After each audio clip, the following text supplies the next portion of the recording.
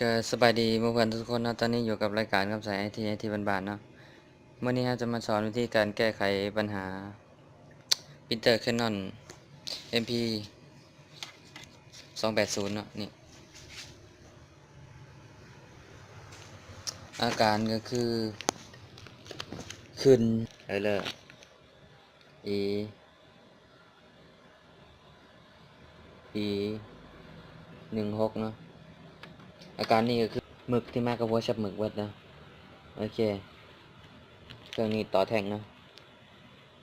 วิธีแก้คือทำการกดปุ่ม stop reset นี่ค้างไว้ประมาณ5 วินาที